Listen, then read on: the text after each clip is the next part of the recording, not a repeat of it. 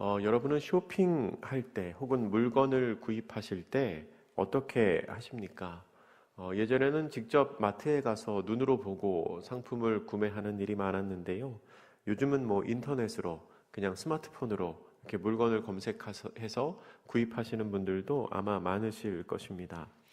그런데 그렇게 물건을 구입하려고 할 때 비슷한 제품이 여러 개가 있으면 어떻게 하십니까? 내가 이거를 사고 싶은데 비슷한 게 또 옆에도 있는 거예요. 그러면 일단은 비교를 좀 해보겠지요. 가격을 비교하고 성능을 비교하고 또 필요하면 그 제품을 사용해 본 사람들의 후기도 이렇게 찾아보게 될 것입니다. 물건을 살 때 그렇게 행동을 하는 것은 그 상품의 제대로 된 가치를 판단하기 위해서입니다. 그리고 그러한 판단을 통해서 가장 좋다고 생각되는 물건, 나에게 꼭 맞는 물건이라고 생각되는 것을 내가 합리적인 가격에 잘 구입했다라는 생각이 들면 이제 스스로도 뿌듯하게 느끼고 또 다른 사람에게 추천을 하게 될 수도 있습니다. 물건을 살 때는 그렇게 꼼꼼하게 비교해 보면서 사는 게 맞습니다. 하지만 신앙의 영역에서는 그러한 가치 판단이 옳지 않습니다. 오늘 본문에는 영적인 문제에 있어서 계속해서 가치 판단을 하는 사람이 나옵니다. 바로 유다의 왕 아하스입니다. 아하스는 아마 자기 스스로 생각하기에는 자기가 지혜 있고 똑똑한 판단을 하고 있다고 생각했을지 모르겠습니다. 그러나 그의 선택은 잘못된 선택이었습니다. 오늘 본문의 배경이 되는 역사적인 사건은 아수르의 왕 디글랏 빌레셀의 팽창 정책입니다. 아수르를 크게 성장시켰던 이 디글랏 빌레셀 왕은 역사적으로 보면 디글랏 빌레셀 3세 왕입니다. 이 왕은 아수르의 국력을 강화시켜서 주변 나라들을 하나하나 정복해 가기 시작했습니다. 그런데 이 디글랏 빌레셀은 팔레스타인 땅에 굉장히 관심이 많았다고 합니다. 팔레스타인 지방에서 나오는 목재나 광물 같은 자원들 뿐만 아니라 이 팔레스타인의 해안을 통하여 지중해를 향하는 무역로를 확보하기 위해 이 팔레스타인 땅을 정복하고 싶어 했습니다. 그렇게 아수르가 점점 세력을 팽창하고 있을 그때 아수르의 침략으로 고통을 받던 여러 나라들이 반아수르 동맹을 형성하기 시작합니다. 그 반아수르 동맹의 대표적이었던 왕들이 바로 다메섹, 오늘 본문의 아람이지요. 아람 왕 르신과 북이스라엘 왕 베가였습니다. 그렇게 반아수르 동맹이 모이기 시작할 때 이 반아수르 동맹에 남유다도 참여하도록 이 사람들이 계속해서 요청을 했습니다. 그런데 남유다는 그 반아수르 동맹에 참여하지를 않았습니다. 아수르를 견제하던 나라들이 힘을 모으고 있을 때 아마도 남유다는 친아수르 정책, 그러니까 아수르의 편에 서는 것이 더 좋을 것 같다고 판단을 한 것 같습니다. 그래서 반아수르 정책의 동맹에 참여하지 않고 아수르 편에 좀 애매하게 남아 있었습니다. 그런 시기에, 그런 상황에 오늘 본문에 나오는 아하스가 남유다의 왕이 된 것입니다. 아하스가 왕이 될 때 나이는 20살이었습니다. 오늘 본문 열왕기하 16장 2절 말씀 우리 같이 한번 다시 읽어보겠습니다. 시작. 아하스가 왕이 될 때에 나이가 20세라 예루살렘에서 16년간 다스렸으나 그의 조상 다윗과 같이 아니하여 그의 하나님 여호와께서 보시기에 정직히 행하지 아니하고. 아멘. 아하스는 어린 나이에 왕이 되었습니다. 그리고 그때 당시의 국제 정세는 그렇게 좋은 상황이 아니었습니다. 계속 남유다에게 반아수르 동맹에 가입할 것을 촉구했던 주변 나라들, 이 르신과 베가는 새로 왕 위에 오는 아하스를 더욱 압박했을 것입니다. 우리 편에 들어오라고 더욱 압박을 했겠죠. 아마 이 20살밖에 안 된 청년 아하스는 왕이 되고 나서 정말 많은 고민과 두려움에 휩싸였을 것입니다. 그리고 그 고민의 결과 아하스가 어떤 선택을 했을까요? 아하스는 우상 숭배를 선택합니다. 오늘 본문 3절과 4절 말씀입니다. 같이 읽습니다. 시작. 이스라엘의 여러 왕의 길로 행하며 또 여호와께서 이스라엘 자손 앞에서 쫓아내신 이방 사람의 가증한 일을 따라 자기 아들을 불 가운데로 지나가게 하며 또 산당들과 작은 산 위와 모든 푸른 나무 아래에서 제사를 드리며 분향하였더라. 당시의 남유다는 약소국이었습니다. 반면에 주변 나라들은 힘이 강합니다. 왕위에 오른 아하스는 고민했을 겁니다. 왜 우리는 약한가? 왜 저들은 힘이 강한가? 그리고 그 고민의 결과로 저들의 힘이 강한 것은 저들의 신이 더 강하기 때문이라고 생각을 했던 것 같습니다. 그래서 아하스는 우상 숭배를 결심합니다. 거기에 더하여 자녀를 제물로 바치는 인신제사를 드립니다. 여러분, 인신제사라는 것은요, 자신의 간절함을 표현하는 최상의 방법입니다. 우상을 기쁘게 하기 위해서는 귀한 제물을 바쳐야 되지 않겠습니까? 나에게 가장 귀한 것을 바칠 때 우상이 기뻐할 거라고 생각합니다. 나에게 가장 귀한 게 뭘까요? 내 자녀입니다. 그러니까 자녀를 우상한테 바치면서 제사를 드리는 겁니다. 이것은 아하스의 첫 번째 잘못된 판단이었습니다. 그리고 그의 판단이 틀렸다는 것은 그 바로 다음 구절에서 명확하게 드러납니다. 아하스가 그렇게 인신제사를 드렸음에도 그것이 무색하게 르신과 베가가 남유다로 공격해 온 것입니다. 5절 말씀 제가 읽어드립니다. 이때 아람의 왕 르신과 이스라엘의 왕 르말라의 아들 베가가 예루살렘에 올라와서 싸우려 하여 아하스를 애워쌌으나 능히 이기지 못하더라. 아멘.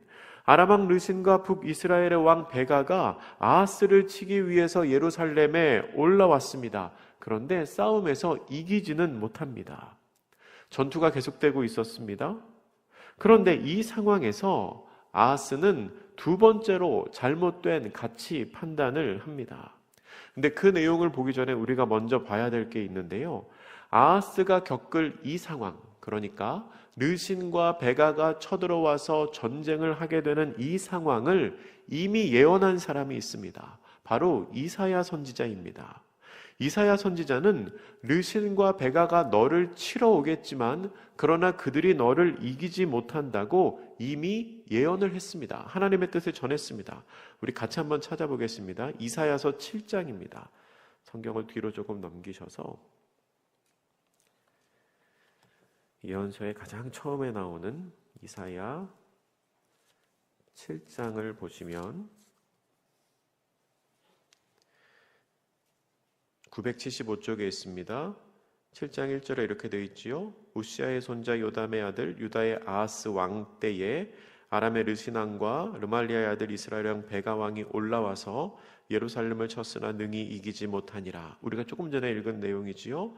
그런데 조금 내려와서 3절에 보면 그때 여호와께서 이사야에게 이르시되 너와 내 아들 스발랴습을 윈봇 위 수도 끝 세탁자의 밭에 큰 길에 나가서 아하스를 만나 그들에게 이르기를 너는 삼가며 조용하라 라고 말하면서 쭉 말씀을 전하는데 6절에 보면 올라가 유다를 쳐서 그것을 쓰러뜨리고 우리를 위하여 그것을 무너뜨리고 다브엘의 아들을 왕으로 세워 삼자 하였으나 7절 주 여호와의 말씀이 그 일은 서지 못하며 이루어지지 못하리라 라고 말합니다. 그리고 8절과 9절에 보면 그들은 그렇게 행하지 못할 거라고 하나님께서 분명히 이사야를 통하여 아하스에게 예언을 하셨습니다. 다시 오늘 본문으로 돌아오면요. 그 상태에서 그러니까 아하스는 이미 이사야를 통해 하나님의 뜻을 들은 겁니다. 예언을 들었는데 그 아하스가 어떠한 판단을 하는가? 당연히 이사야 선지자의 말을 믿고 하나님께 간구해야 할 것 같지만 아하스는 하나님의 예언을 믿는 것이 아니라 아수르에게 도움을 요청합니다. 오늘 본문 열왕기하 16장 7절 말씀 우리 같이 한번 읽겠습니다. 16장 7절입니다. 시작. 아하스가 아수르 왕 디글랏빌레셀에게 사자를 보내 이르되 나는 왕의 신복이요 왕의 아들이라. 이제 아람 왕과 이스라엘 왕이 나를 치니 청하건대 올라와 그 손에서 나를 구원하소서 하고. 여러분, 이 상황을 어떻게 보십니까? 분명히 하나님께서 이사야 선지자를 통하여 그들이 너를 이기지 못한다 말씀하셨는데 아하스는 아수르 왕에게 도움을 요청합니다. 그런데 말로만 도움을 요청하는 게 아닙니다. 아하스는 절대로 하지 말았어야 할 행동을 합니다. 8절에 이렇게 기록합니다. 아하스가 여호와 왕의 성전과 왕궁 곳간에 있는 은금을 내어다가 아수르 왕에게 예물로 보냈더니. 아하스는 좀 정신을 못 차리고 있는 것 같습니다. 하나님께 제사 드릴 때 쓰는 성물을 아수르 왕에게 예물로, 히브리어로 슈하드라고 하는데 원래 뜻은 뇌물이라는 뜻입니다. 선물로 보내며 도움을 요청합니다. 말도 안 되는 상황을 벌이고 있는 거지요. 전쟁의 위협 속에서 아하스는 하나님의 말씀을 믿기보다 아수르를 선택합니다. 가치 판단에서 하나님이 아수르에게 밀린 것입니다. 그리고 아수르에게 도움을 요청합니다. 그런데 그렇게 아수르에게 도움을 요청한 아하스의 선택은 잠깐 보았을 때는 성공한 것처럼 보입니다. 왜냐하면 아수르 왕이 다메섹을 쳐서 점령하고 9절 말씀에 보면 르신을 죽였기 때문입니다. 하지만 그 이후 남유다는 아수르 왕의 속국과 같은 처지가 되었습니다. 10절 이하에는 아하스의 세 번째 잘못이 나오는데요. 아하스가 아수르에 방문합니다. 그런데 그 아수르에 갔을 때 그곳에 있는 제단을 보고 감동을 받습니다. 그래서 그것을 그대로 따라서 모방을 합니다. 본문 10절과 11절 말씀 우리 같이 읽어보겠습니다. 시작. 아하스 왕이 아수르의 왕 디글랏빌레셀을 만나러 다메섹에 갔다가 거기 있는 제단을 보고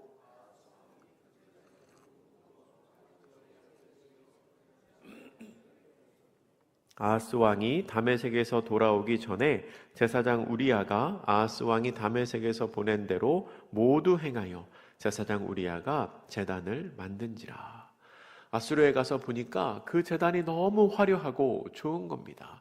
아마 이렇게 생각했겠죠. 아, 이렇게 화려한 제단을 만들어야 나라가 부강해지는구나. 그래서 그것과 똑같은 모양으로 모방을 해서 제단을 만듭니다. 그렇게 아수르의 제단과 똑같은 제단을 만든 아하스는 그 제단에서 제사를 드립니다. 12절에 이렇게 기록합니다. 왕이 다메섹에서 돌아와 제단을 보고 제단 앞에 나아가 그 위에 제사를 드리되. 아멘. 아하스는 왜 이런 행위를 했을까요?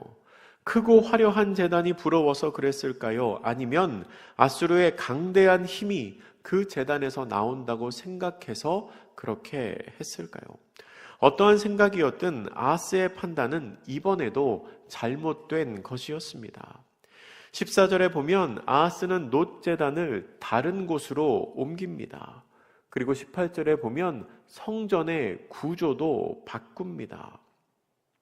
18절 하반절에 보면 왜 아하스가 이렇게까지 했는지에 대한 힌트가 나오는데요. 18절 말씀 우리 한 번 더 같이 읽어보겠습니다. 시작. 또 안식일에 쓰기 위하여 성전에 건축한 낭실과 왕이 밖에서 들어가는 낭실을 아수르 왕을 두려워하여 여호와의 성전에 옮겨 세웠더라. 아하스가 왜 이런 행동을 했습니까? 18절 하반절에 나오지요. 아수르의 왕을 두려워해서 그렇게 했습니다. 아수르 왕의 눈치를 보느라고 하나님께서 다윗에게 알려주시고 솔로몬을 통해 건축하게 하신 그 성전 건축 그 양식을 고치고 위치를 바꾸고 했다는 것입니다. 아하스는 하나님을 두려워하는 것이 아니라 아수르 왕을 두려워하는 사람이었습니다. 하나님이 아니라 아수르를 선택했습니다. 오늘 본문에서 아하스는 세 가지의 중대한 잘못된 결정을 합니다. 먼저는 우상을 숭배하며 인신제사를 드렸습니다. 그리고 전쟁에서 지지 않을 거라는 하나님의 말씀을 믿는 것이 아니라 아수르 왕에게 도움을 요청합니다. 그리고 아수르의 제단을 모방하고 성전의 구조를 바꾸어 버립니다. 아하스가 왜 그렇게 행동을 했을까요? 자신이 생각하기에 자신이 비교해서 판단했을 때 그렇게 하는 것이 더 가치가 있다고 생각했기 때문일 것입니다. 그러나 여러분, 이것은 분명히 잘못된 생각입니다. 왜냐하면 하나님은 가치 판단의 대상이 아니시기 때문입니다. 하나님은 다른 어떤 것과 비교하며 무엇이 더 좋은가를 판단할 수 있는 대상이 아니시기 때문입니다. 얼마 전에 나온 책 중에 하나님이 우리와 다른 점 10가지라는 제목의 책이 있습니다. 부제가 하나님의 비공유적 속성입니다. 뭔가 좀 말이 어렵기는 하지만 그래도 바이블 백신은 공부하신 분들은 이 표현 들어보셨을 거라고 생각합니다. 하나님께서 가지고 계신 특징 중에는 피조물인 사람과 비슷한 특징도 있으시고 또 사람과는 전혀 다른 특징도 있으십니다. 전자에 사람과 비슷한 특징을 공유적 속성이라고 부릅니다. 그리고 사람이 가지고 있지 않은 전혀 다른 하나님만의 고유한 특성을 비공유적 속성이라고 부릅니다. 공유적 속성의 대표적인 것은 사랑, 그리고 오래 참음, 긍휼과 같은 마음입니다. 우리도 사랑의 마음 품을 수 있죠? 하나님이 사랑의 하나님 아니십니까?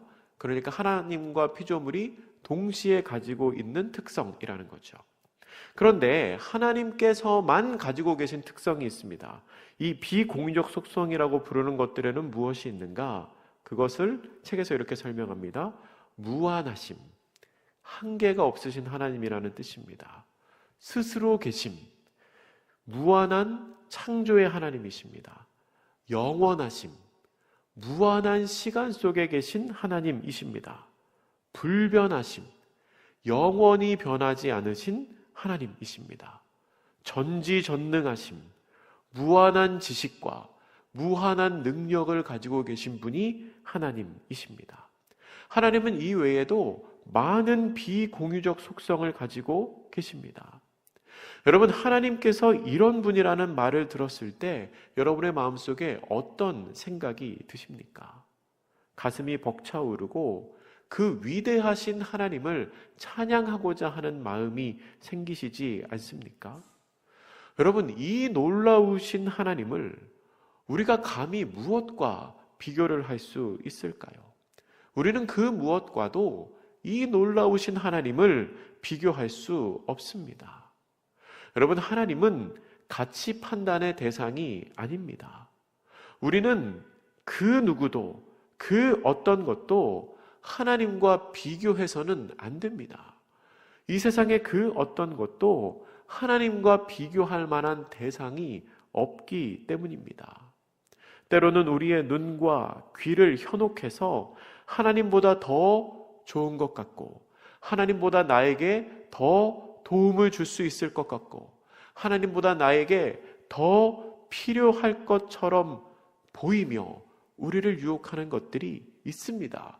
분명히 있지만, 그러나 그 모든 것들은 하나님과 비교할 수 있는 대상이 되지 못합니다. 우리가 하나님이 어떤 분이신지를 진실로 깨닫는다면 세상 그 어떤 것, 세상에서 가장 좋다는 것을 내 앞에 가져다 놓아도 주저없이 하나님을 선택할 수 있게 될 것입니다. 그런데 아하스는 그 선택을 하지 못했습니다. 우리가 아하스와 같은 어리석은 선택을 하는 것이 아니라 어떠한 상황에도 하나님을 선택하는, 그리고 그 하나님과 동행하는 복된 성도님들 되시기를 주님의 이름으로 축복합니다. 기도하겠습니다. 사랑의 하나님, 유다의 왕 아하스는 하나님과 다른 것들을 비교하며 우상을 숭배하고 아수르의 손을 벌리고 아수르 왕을 두려워하여 성전을 훼손하는 잘못을 저질렀습니다. 하나님보다 다른 것들이 더 좋아 보이고 하나님보다 다른 것들을 섬겼을 때 더 자신에게 유익이 있을 거라고 생각했기 때문입니다. 하나님, 우리는 그런 어리석은 사람들 되지 않기를 바랍니다. 무한하시고 영원하시고 전지전능하신 하나님을 이 세상 그 무엇과도 비교하지 않는 지혜로운 자가 되게 하여 주시고 그 하나님을 따라 살아가는 우리 모두가 되게 하여 주시옵소서. 감사드리며 예수님의 이름으로 기도드립니다. 아멘.